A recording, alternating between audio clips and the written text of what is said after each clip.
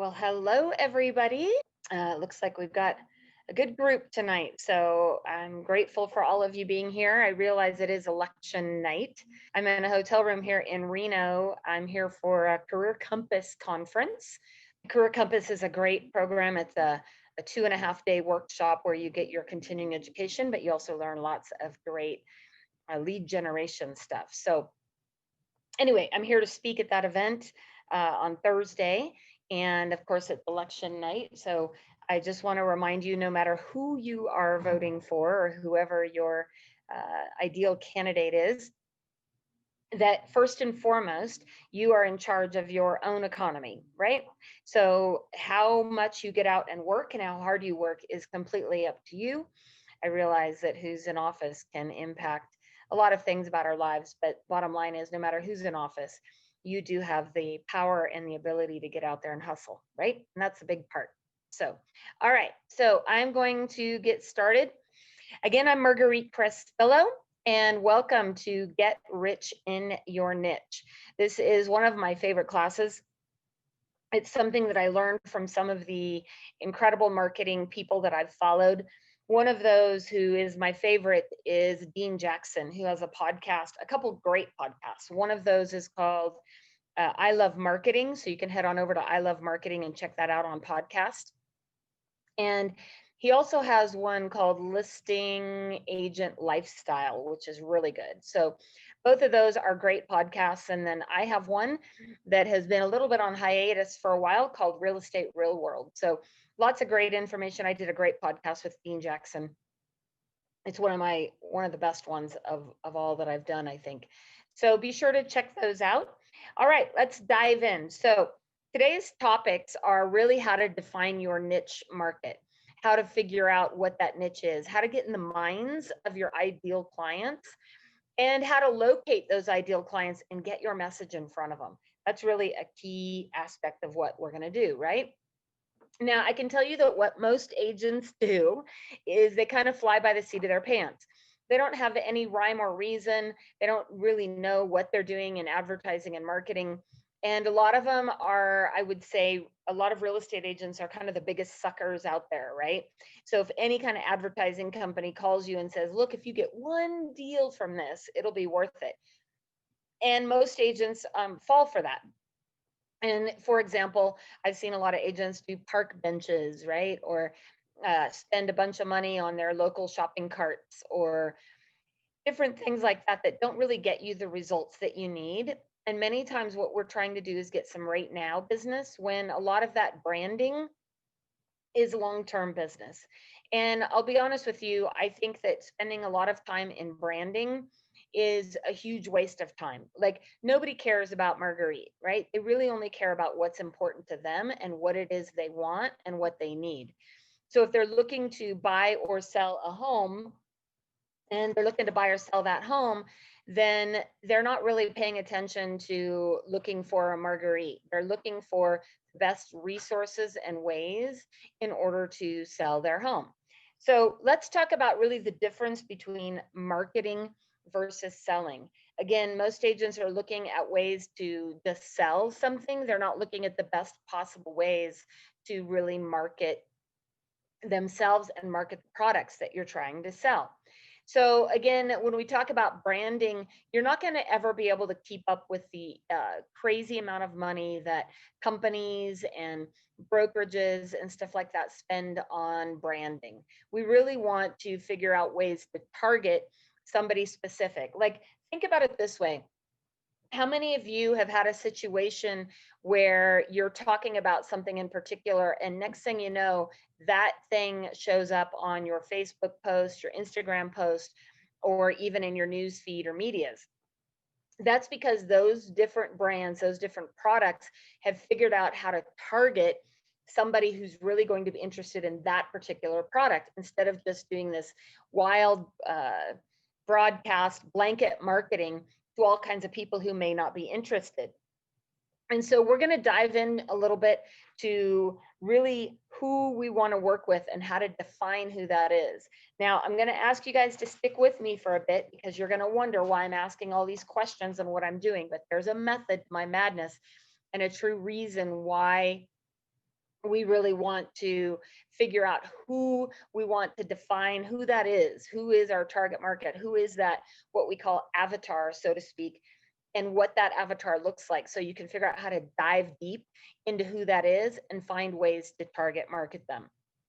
So again, bear with me. It's going to be a lot of questions in a short amount of time. And again, you're going to wonder what the heck I'm doing. All right, so what we want to do is really define who you want to work with. Now, first and foremost, I want to disclose none of this is used to target a specific, not to, what's the word, discriminate. We don't want to discriminate against anybody because of who they are or what they do. We want to be able to target who our ideal client is. Again, this information is not really to be used to discriminate against anybody for any reason. If you guys remember some things on your tests, such as redlining or blockbusting, we don't want to do anything like that. That's not what this is intended to do. So who do you really want to work with? Ideally, do you want to work with other females or males, or does it matter? Now, most of you are going to say, I don't really care as long as they buy a house. And I understand that, but we're talking about marketing, not necessarily selling. Now, ultimately, that marketing is going to lead us into selling houses to a particular type of clientele. However, we're looking for who that target is, right? So male or female, who is that? For example, I know that certain agents have figured out ways to target market certain females in a certain age group, right? So what is that age range? Now, what we're doing is we're designing an avatar. So I encourage you guys to take a pen and paper out if you can, or in your notes. And we're just using this for an example, okay? So who would your ideal person be, male or female? What would their age range be? Now, how much money might they make? Okay, so if we're designing an avatar, I'll design an avatar, for example, like me. I am a female, obviously. I'm in the 50s age range. As far as how much money I make, or what my target avatar might make, maybe I want somebody who can at least qualify to buy a home in your market. In our market, the average price range is 400,000 and above.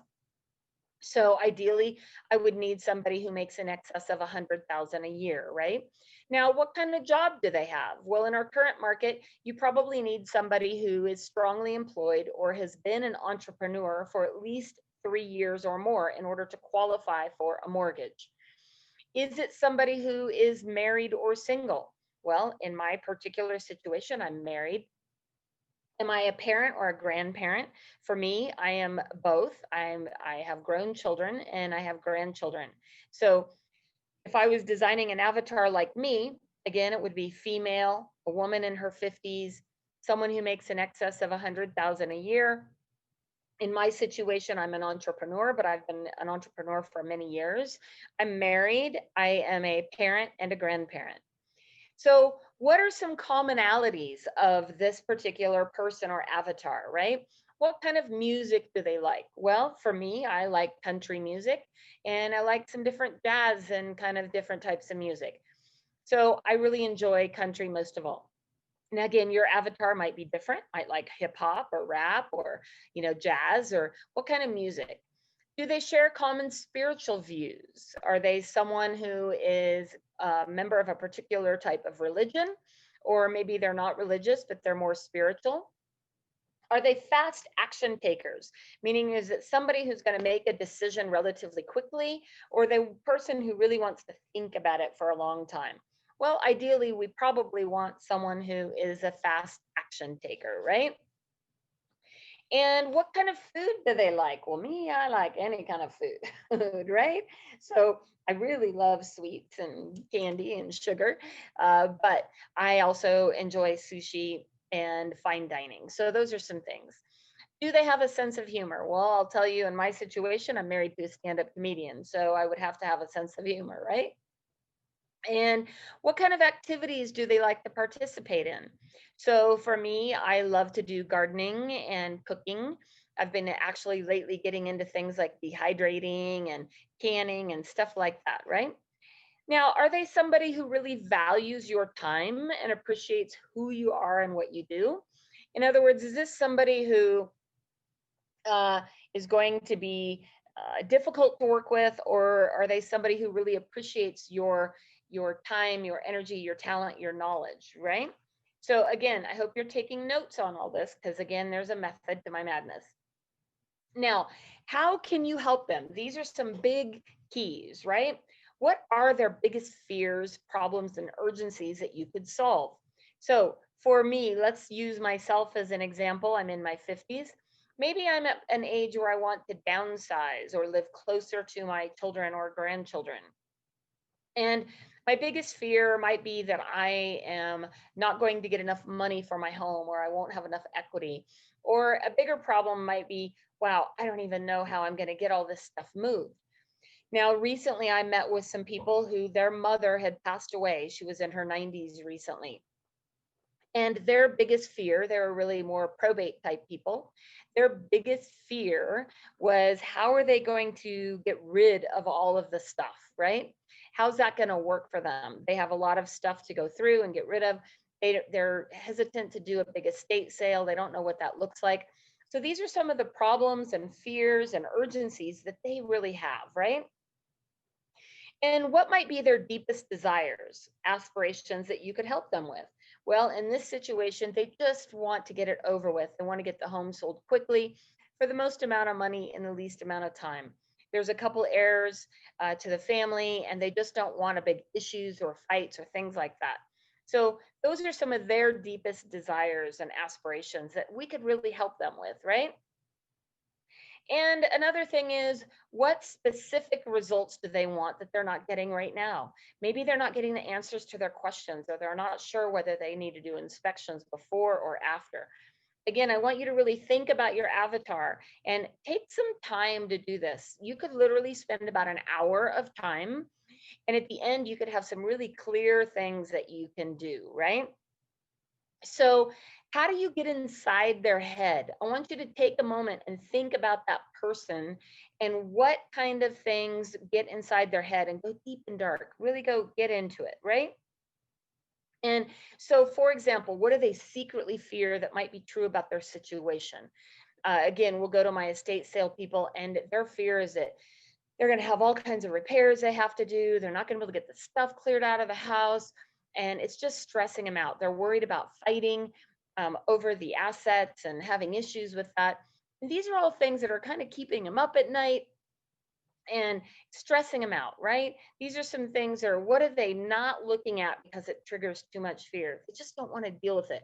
They don't want to let their family members down or have problems with it, right? And what might that worst case scenario be? Well, it might be that they just can't get enough money for this house, and that they end up in litigation for a couple of years, right? What's far worse than their worst case scenario? That this gets tied up, there becomes problems with the house, and all of these things, right? So, how might they fear that others would react if they found out about it, right? Well, maybe they could have family issues and problems. Maybe the neighbors might get involved and cause a bunch of problems for them. These are all things, and you're wondering, why are we asking all these questions? Again, there's a reason. So now let's take that situation and turn it around. What do they secretly wish was true about their situation? I think that they really are thinking, if we could just get this house sold with the least amount of hassle and have somebody come in and handle these problems and take care of these situations, that would be amazing, right? So, for example, last year I helped an estate sale family. They lived out of the area. They didn't know what to do or how to get everything handled. I was able to hire an estate sale person for them who came in, got everything sold, cleaned up, cleaned out, got the house on the market, was able to sell it for over asking price with a cash sale in a couple weeks, and they got to wrap it up and be done with it, right? They were forever grateful. And if it could really happen perfectly, wouldn't that story be great for all of them, right?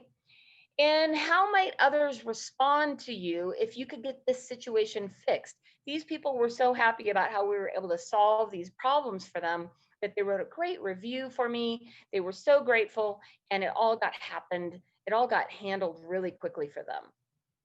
Now, again, what will you be able to do, get, or achieve if that fantasy situation were able to come true? Well, here's my question for you. Does any of this sound like someone you know, right? It might be you looking in the mirror. For example, when my kids were little, a lot of my ideal clients and my avatars were people that had young kids. So I knew what they needed and how to handle that for them, right? And as I've gotten older and grown, and now my kids are grown, and I'm dealing now more with people who've got aging parents or parents who've passed away. So I'm dealing a lot with estate sales and probate sales and helping people through this kind of change in their life, right? So, again, the avatar that you might have designed might sound a lot like where you are in your life. Maybe you're a young single person. And so, guess what? A lot of your clients are young single people, right? Or maybe you're at a point where you're selling people's children houses like me. I haven't quite got to the point where I'm selling people's grandchildren houses yet, but after being 27 years in real estate, I've been through a lot of different scenarios in my life and in my career. So these are all things to think about. I'm guessing that if you've actually taken the time to go through this ideal avatar, ideal client, it might be a lot like where you are at in your life, in your career. And that's okay. That's who you may want to target. Again, in 27 years, my target market has changed a lot over the years. Okay. So something to think about. So, again, here are a few vital questions that you're going to want to ask. Number one, are you crazy passionate about what you do? I know that I love, love, love real estate, and I've loved it for the entire time I've been in my career. Now, of course, I've had my moments and my days that haven't been perfect, right? But overall, I feel very blessed about what I do. Now, the next question is, does my ideal customer have strong emotional needs or urgent problems? Well, yeah, a lot of them really are anxious. For example, my recent estate sale client, my probate sale client, they want to get it done. They want to get it over with and dealt with. They don't want to have a lot of challenges or problems with that, right? And next, are they motivated to find a solution and willing to pay for it? Ideally, there are really five types of great clients out there, or actually six-star clients. They're people who are ready, willing, able. They know me, like me, and trust me, right? And those are the clients that we really want to do. We really want to work with.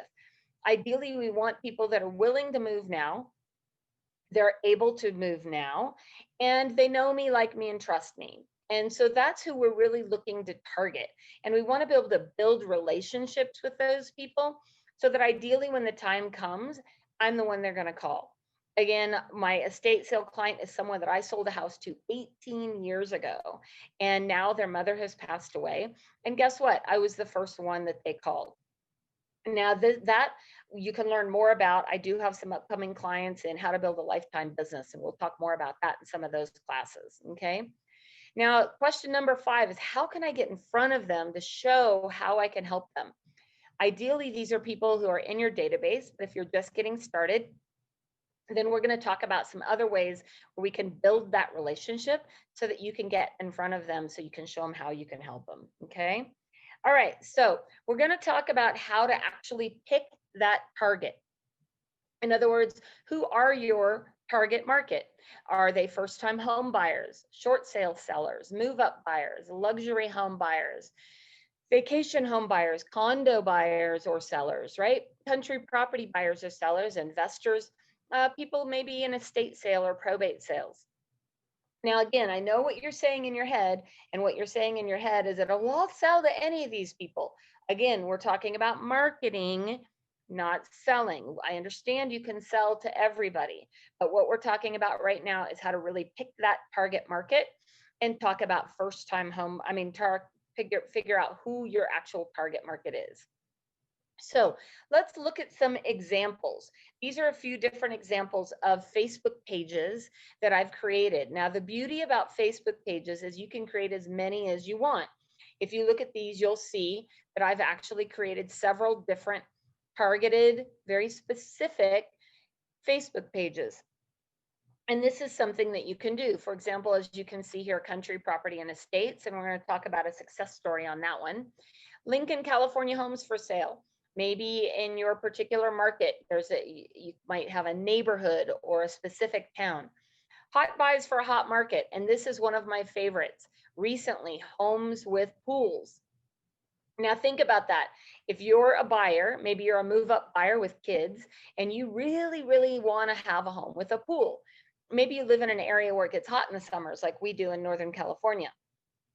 So what can you do to create a page that's talked about like this, homes with pools? Again, if you are a client and you want to find a home with a pool, are you more likely to go to Marguerite Crespillo, or are you more likely to go to homes with pools? Now, a big key that I see a lot of people talk about is they want to have lots of likes on these pages. Really, honestly, likes are not that important. What's most important is that you can utilize those pages for advertising and marketing. Okay, so let's look at a great success story.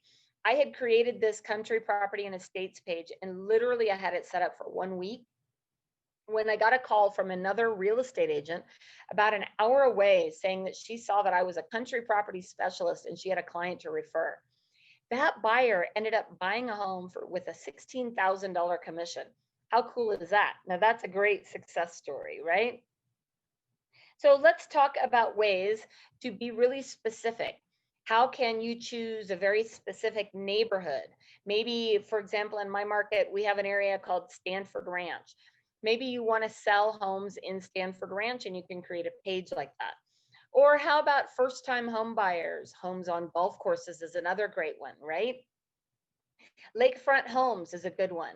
Senior citizens, investor properties. These are all some great examples of Facebook pages that you can use. Now, a big question is, well, how can I advertise listings on these pages? I don't have any listings. So if you're a brand new or newer agent, there's lots of ways. Now, 98% of the homes on my country property and estate pages are not my listings. That means you can reach out to agents within your brokerage or agents within your local market and ask them if they'll let you advertise their listings. Now, there's quite a few that will say yes. I would say about half the time an agent will say, sure, we don't care. And half the time they'll say no. Don't worry about the no's. Nobody really cares, right? Go through and find out ways. Now, if you have KV Core or some of these other great lead generation platforms, I know that we have KV Core with eXp Realty, then, and some of you have it also with Realty One Group or others, then you can take those listings in your KV Core and create landing pages. And that's a whole nother class we'll talk about. But there are lots of ways where you can take these different properties and advertise them. For example, you can see this very first one over here was a listing by my good friend Kate Tustin. She's like, sure, you can advertise any of my listings. So many times I will go into the MLS, look at her listings, and I'll specifically advertise her listings because she's completely fine with it, right? So again, this is a resource. Now, of course, depending on your MLS, depending on your brokerage, you will need to get permission from the agent to advertise their listings. But again, the majority of agents that I know and have become friends with will allow me to advertise any of their listings. And this is a great way to get attention on my pages. So again, if you think about this, these are some different ways. Now, don't have to do with real estate, but this is specifically about niche marketing. Now, I bring up this particular one because I had a pallet bed built out on the outside of my property. And what we wanted to do is we wanted to get waterproof bedding for that, right? So guess what? I Googled waterproof bedding and this page came up. So this is the importance of really target marketing. Now, I'm sure these guys sell all kinds of stuff, but guess what? I was looking for something specific. Here's another great example. I was driving down the road one day and we'd been having issues with our barbecue. And guess what? That same day I'm driving down the road and I see this guy's advertising on his car. It says fixmyq.com, barbecue repair service. I was so excited about that. I literally took a picture of it so I could contact this person to come out and fix my barbecue. I didn't even know there were people that only fixed barbecues, right? So this is like a classic example of target marketing, and it's a great way to think about what you're doing to market versus selling. So this was another great one, Sprinkler Medic, right? Having issues with my sprinklers. And I pull up to Green Acres and there's this advertising out there on how to fix your sprinklers.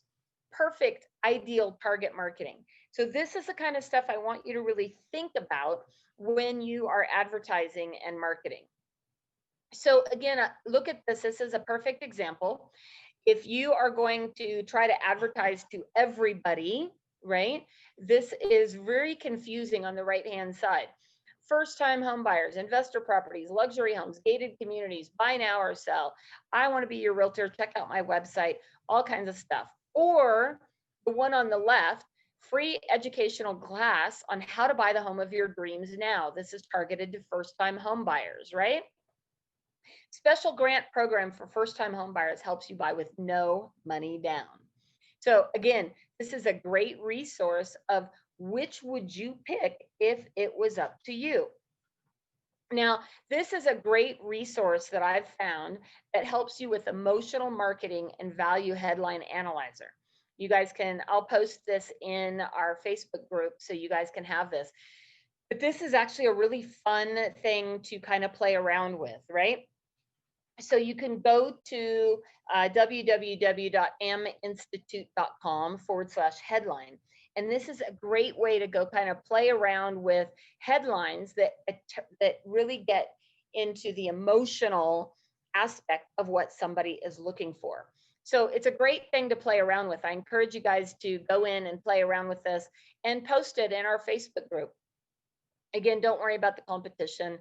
You're going to be in different areas and different markets and it won't matter. But this helps you analyze the emotional value, the emotional marketing value. And I truly love this website. So there's some great ideas that you guys can utilize to come up with headlines. Remember, headline is the key to any advertising that you do. And your headline could be the name of your Facebook group or others, right? That's a great way to figure out what's the best way to dive deep into this avatar that you guys have created that can actually help you come up with headlines that are going to attract somebody's attention. For those of you who are old enough to remember newspapers, what would you pay attention to? You would really only pay attention to the headline, and that headline is what is going to attract your attention to be able to dive into the articles that are out there, right? So again, you can handpick your ideal clients by choosing headlines and creating Facebook pages, or even if you are going to advertise, stop advertising your name and trying to brand your name. Look more towards advertising to a key targeted. Now you can have 10 different pages, right? You don't have to limit it to one page. So for those of you who are freaking out about advertising to one type of avatar person, again, you can advertise and market to multiple types of people, but you do want each of those to target one specifically. Okay, so that kind of wraps it up a little bit, how you can handpick those ideal clients with those headlines. Hopefully you guys got some good information out of this. The bottom line, I will tell you guys, is the huge mistakes that I see is that most agents are wasting a ton of time, money, and effort trying to advertise everything, okay? So you don't miss anything, and ultimately you're missing everything. So hopefully this was some great information. Again, I would love to see what you guys do when it comes to advertising and marketing, and I'm more than happy to review what it is you guys do. So again, if you have any questions, go ahead and post them in the chat box. Monique says, you're not creative. Is there a recommendation to help with that? So which part are you saying a recommendation for, the advertising marketing part? Well, yeah, and like creating good headlines and things like that. So obviously you gave like the site to be able to find out if there's an emotional value to a headline, but how do you create a headline to begin with? Okay, so I'm going to dig in and ask you a few questions. First of all, where do you live? What area do you live? Michigan. Okay, so do you live in do you live in the country in Michigan, or do you live in a No, neighborhood? in a neighborhood, Okay. in a city, Okay, in a so is there a populated name area. to that neighborhood? No, but okay, so I live on a lake, and so there's not really, Okay, it's not, perfect. there's not really a neighborhood. That's okay. So what if your target market became, like, what's the name of the lake you live on? Lake Orion. Okay, Lake Orion? Yep. Is that what you said? Okay. So Yeah, what if it's, you created a go ahead. Facebook page about homes of Lake Orion?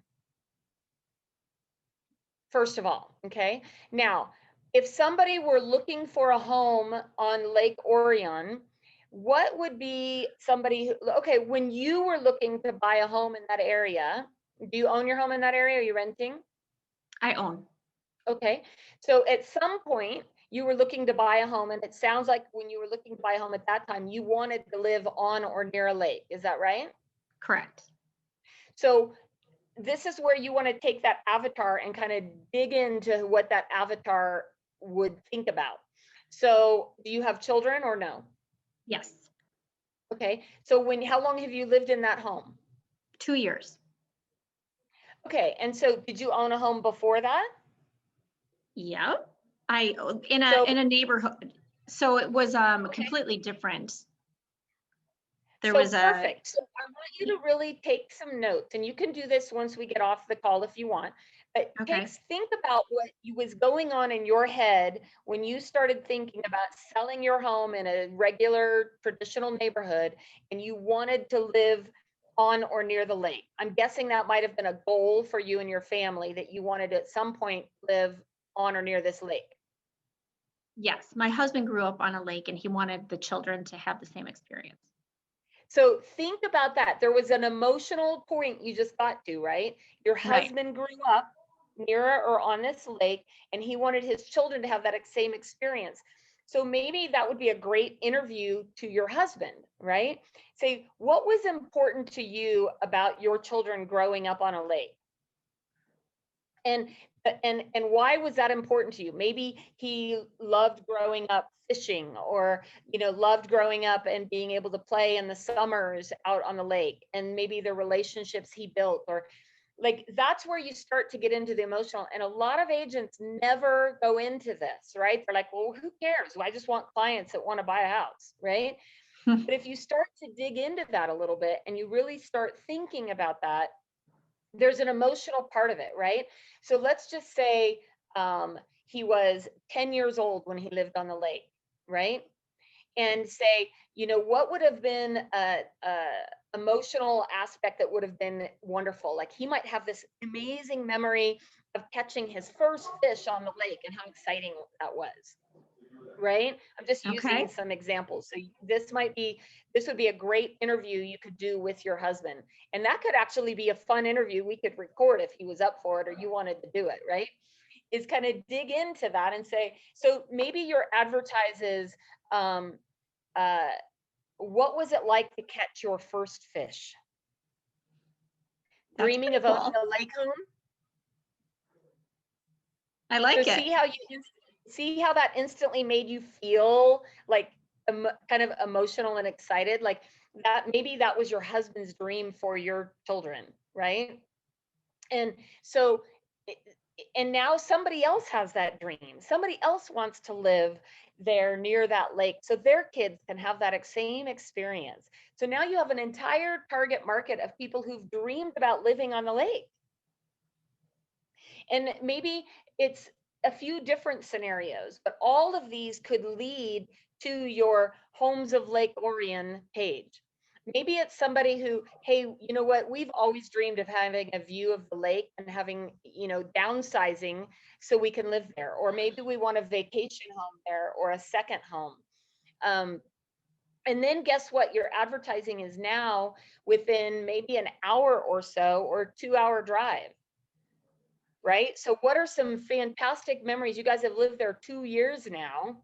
What did it take for you to accomplish that goal, first of all? And what are some memories you've already created since you've been there? So Okay. I can already see the wheels turning in your head, right? They really are. Right? Can you see the Yes. big difference about somebody looking for, like, and I mean this with love and respect. Nobody cares about you personally, your name, right? But Right. they will love and identify with that story. So come up with maybe 3 to 5 stories that somebody else could relate and connect to, because that's really what things are about. How can you create a story that somebody can connect with, that they would want to know, what did it take for you, Monique, to accomplish that goal? Because how old were your children when you moved? So we sold our last house. They were 10 and 12. But Oh we my had, gosh, we that's so built, funny. we tore down and built, so there was time in between. Right, but still, you know, when I said the 10-year-old caught our first fish, right? So, I mean, Right. can you think about how, so what all happened in order for you to accomplish that goal? So you had to sell a home, you had to buy another home, you had to tear that down and rebuild it, or whatever it is you did. But what all went into all of that to make that happen? Does that make sense? Yeah, And I now you can appreciate that. create a few stories and that you can share with people. And those might be great stories that you can share on your Facebook page, Homes over Orion, right? Orion, how do you say that? Orion. It looks like Orion. Okay, Orion. sorry. Okay. Orion. Well, what's funny is my friend Mitzi De La Cruz has a son named Orion, and that's his name. So I keep wanting to say Orion. Um, anyway, but what if you could create, and are you part of do you work under Lee and Julie Yes. Moritas or work with them? Yep. Okay. Yep. So he has that My Town product, right? That My Town. Right. What if you could sign up for that product and you did a lot of stories about Lake Orion? And now you've started to create some videos and stories and of why people love to live there and what they love about the lake. You know, maybe you need to go out and do some interviews with maybe businesses that are near the lake or other people who live in that area, or activities. What kind of activities happen around that lake? So come up with a bunch of different stories and start to create maybe some videos, do some different stuff, market some different stuff about that area and what that looks like. Does that make sense? Yes. Thank you. Awesome. Well, hopefully that answers some questions. When you create that Facebook page, make sure to send me an invite so I can follow it. I will. Right? Thank you. Because now you could also do, like, people are like, well, why would I have other real estate agents? Again, if you think about my story, I had a real estate agent who didn't want to drive an hour and a half to sell a home in that area. So what if you could start to create some referral relationships with agents who have clients who've always wanted to live on a lake? I like it. Thank So you. lots of different things you could do with that, but that's way more targeted, isn't it, than just trying to find buyers, sellers, whatever. But it Right. creates there's going to be a lot of people who are interested in living where you live. So how can you find those people, and what do they care about? What is important to them? Go back through all those questions that we talked about. And again, we've recorded this, so we'll be posting it the next day or two. And I'll try to post these questions as well, this presentation, so people can follow through with it. So there you go. Good luck with that. Thank you. All right. Anybody else have any other questions? Anything you want to ask about? Hopefully that was all really helpful for you guys. All right, well, we're going to go ahead and get wrapped up. If you have additional questions, please don't hesitate to reach out. Again, we'll have this recording up and running and posted on YouTube and in our groups here pretty quickly. So again, thank you guys so much for joining me today. If you do have a question, don't hesitate to ask. Otherwise, let me know. Again, I'm Marguerite Crespillo. Go check out my YouTube channel. I do have lots of classes there. And I'll look forward to seeing you guys next Tuesday, Real Estate 101. Be sure to invite your friends. Have a great evening, everybody.